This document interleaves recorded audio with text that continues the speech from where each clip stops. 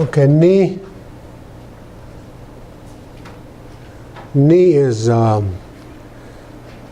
he or she is alive. That's what ni means. It's a third person, singular, meaning he or she is alive. I refers to the source that gives him or her life. Ini.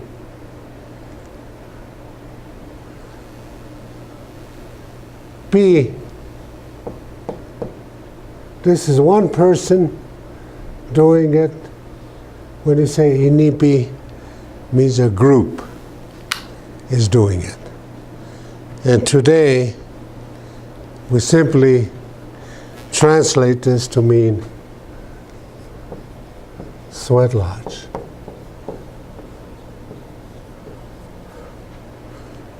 We're good at describing things, you know. And Inipi, you literally sweat in her. So they call it a sweat lodge. But it's a place to bring life back, physically and mentally. What? Inipi, yeah. It's a place to bring life. Sometimes we're down physically, mentally. We're down because we have too many worries, problems, frustrations. Those things can really hold you down. And you go into a sweat lodge and you deal with those. And it seems to bring that life back. You know, this last few months, I really had a hard time with my wind.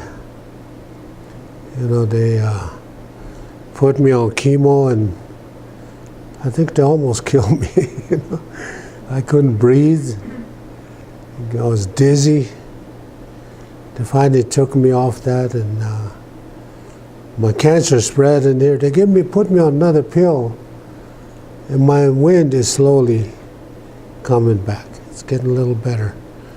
But the interesting thing is, all the while I have problem breathing, I go into an Inipi, and I feel good. I breathe good. You know, and one time my wife was in there with us, and she said, for somebody who couldn't breathe, you couldn't stop singing in there. And it felt so good that I just kept singing the songs I like, you know. And it's very interesting that inside there I could really breathe good, you know, and sing. But it's a lodge that was given to us. There's a story of, and I mentioned this earlier, but I'll remind you again of the story of 4 brothers who lived together. And one day, this woman came to their lodge, and she said, I've come to help you. I understand you're living by yourself, so I come to help you live. So they talked, and they took her in as a sister, and they provided everything she needs for her needs and them. She made clothing, she cooked for them, she did everything for them, and they provide her with everything she needs. Then one day, the oldest one went out and never returned. And when he didn't come home for several days, the next one went looking for him. He never returned. Then the third one. She begged the youngest not to go. And he said,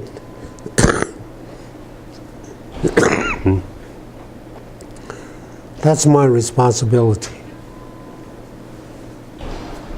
She said, that's my responsibility to find my brothers.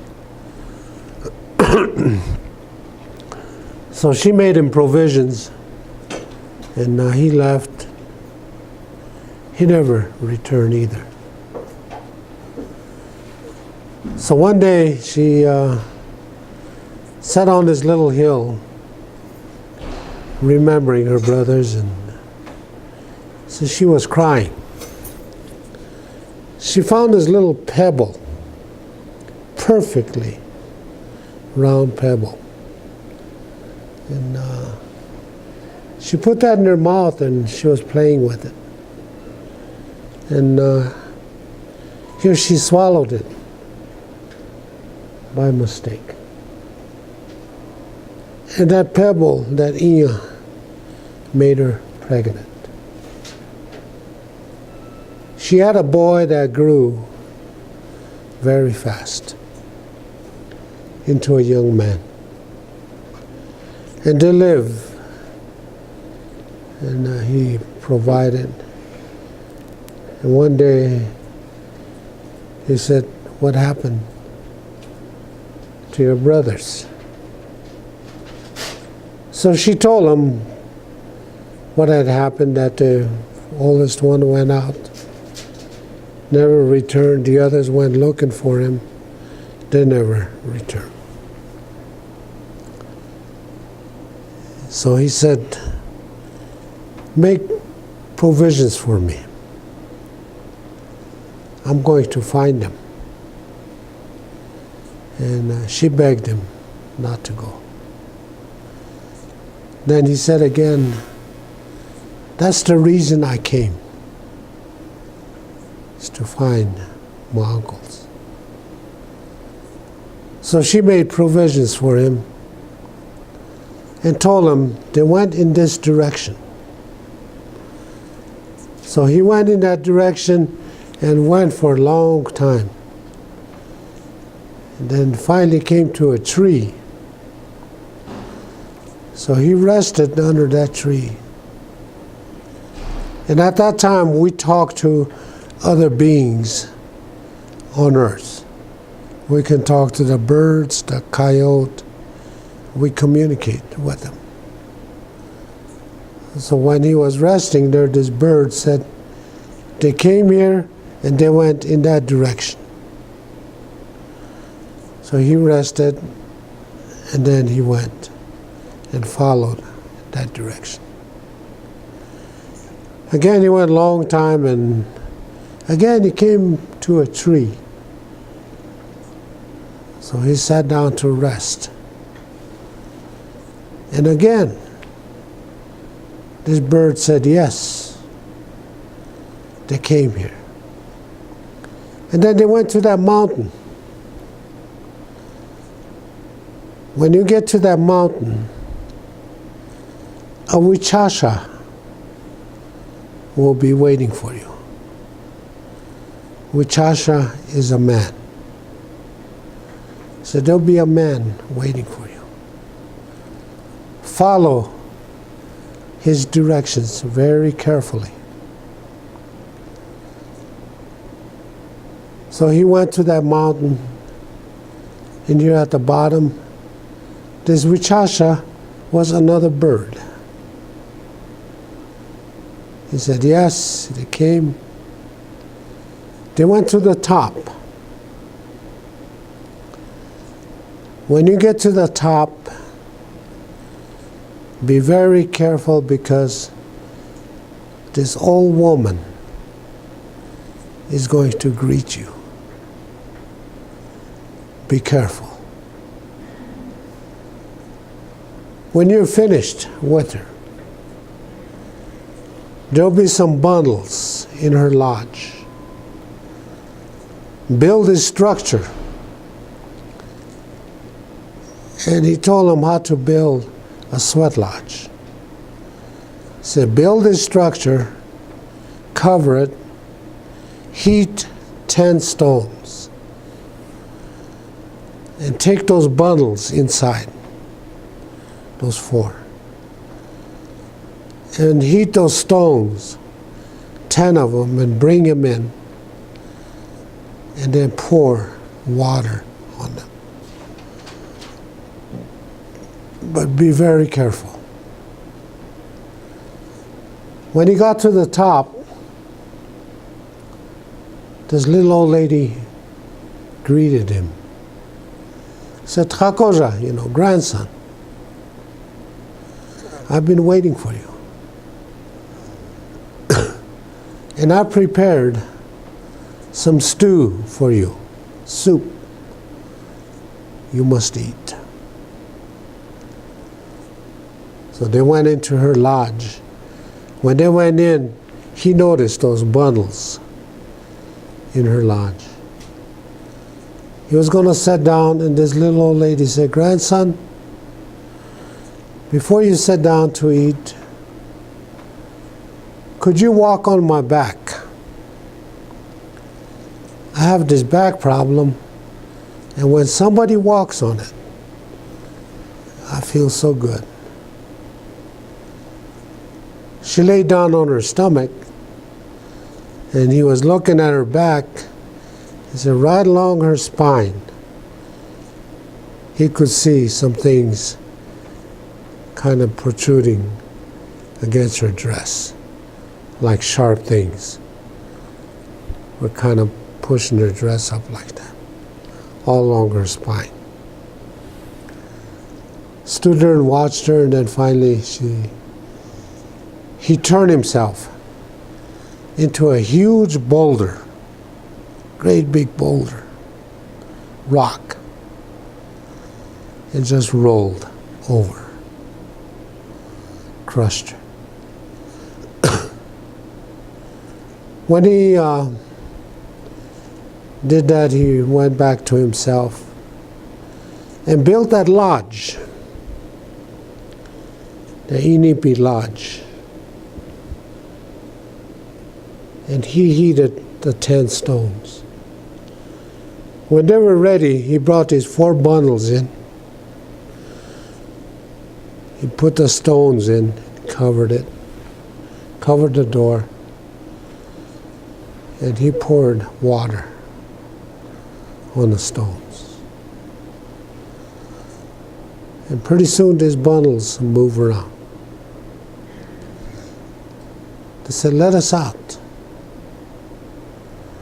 So he opened the bundles, and his uncles came back to life. Ni. E refers to the sweat lodge that brought him back to life. Ini. So this is how he brought him back to life. When they came down, they taught people how to do this for their well-being and their health. And there was a story where people were getting sick, they were fighting, arguing, but mostly they were getting sick and dying. And this hunter was out looking for deer, and he was caught in a storm, so he was in a shelter. And this deer came to him. He said, you people, your nation, have strayed away from us. You strayed away from what is Lakota, peace and harmony. You went by yourself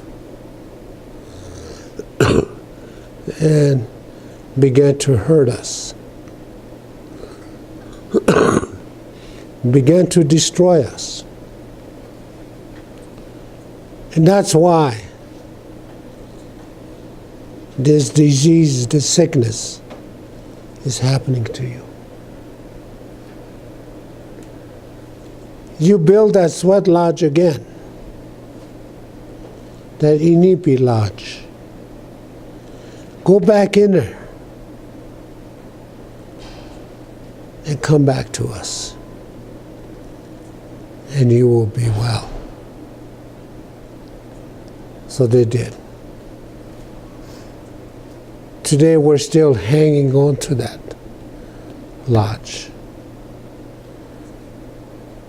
because it is helping us. This time we're not going to lose it.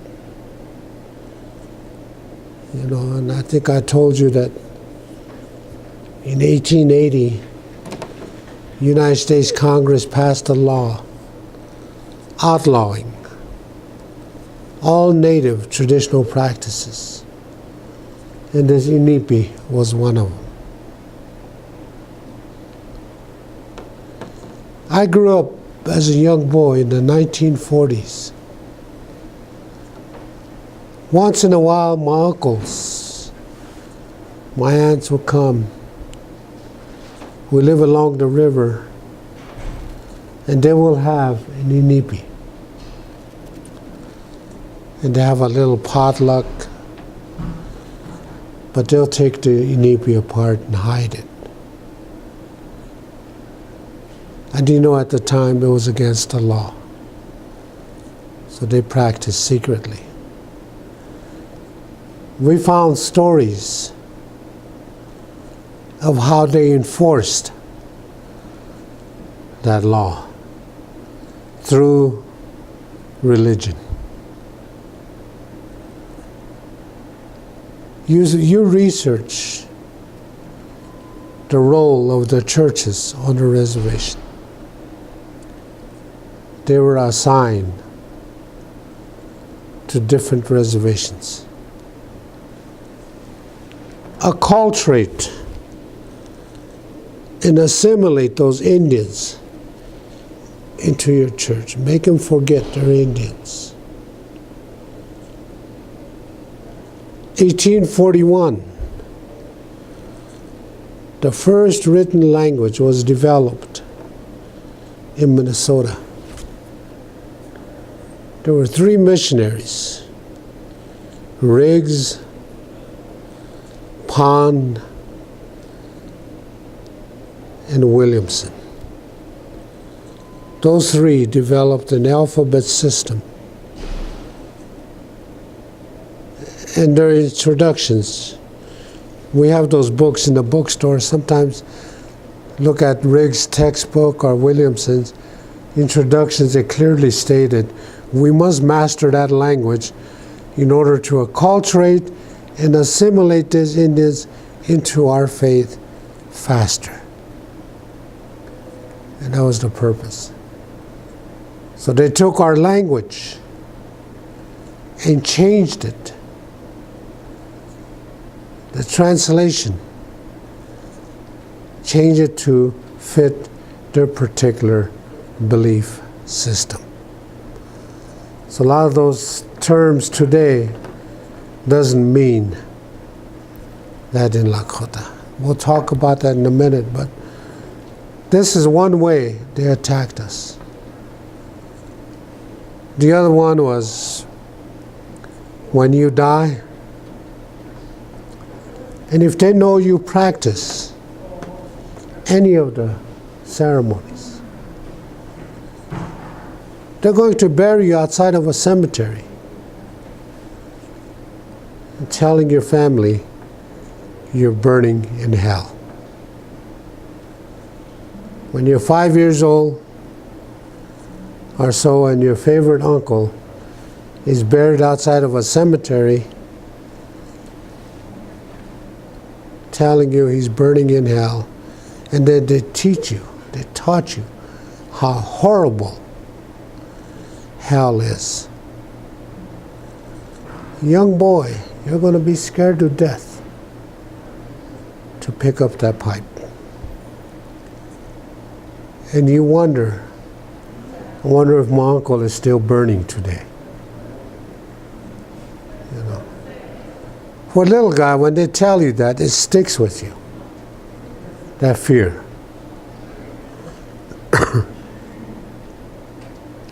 Eastern part of South Dakota, there's a little town called Canton, South Dakota. There used to be an insane asylum there for Indians. And the ones that were institutionalized were medicine men, women, spiritual leaders, or anybody who practiced any of the spiritual traditions. We found a letter where they brought a young man in. They said he was insane because he stood on the hill half naked and he was talking to nobody. So they said he was insane. What was he doing?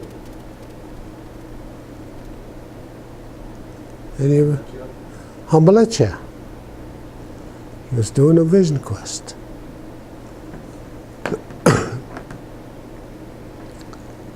These kinds of things, practice, finally force your great-grandparents to hide it. They don't pass it on to you because they don't want you to suffer those consequences. Some of them have been through physical punishment for speaking our language.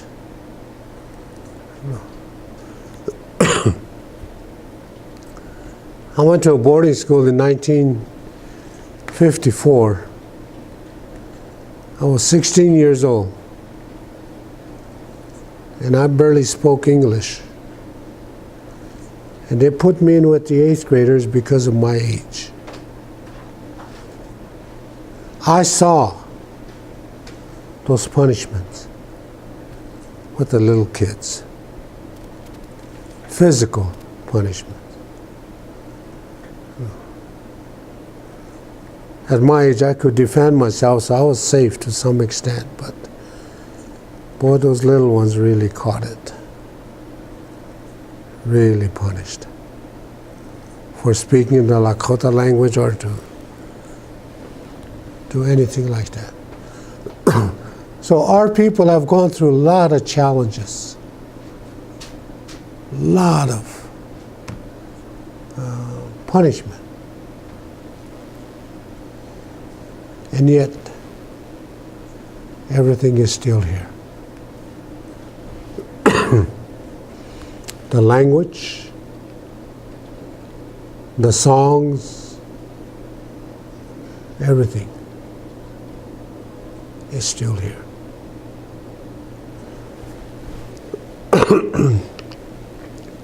In the Inipi,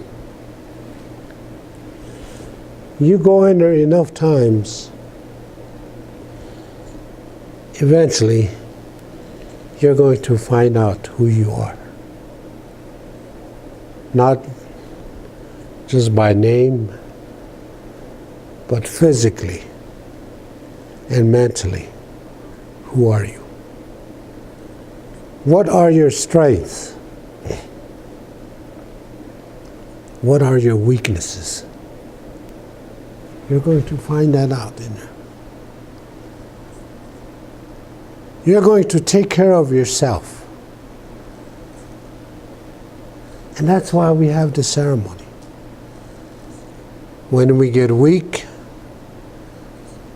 physically or mentally, we go in there to regain that strength. So we can continue to to take care of ourselves. It's a wonderful ceremony.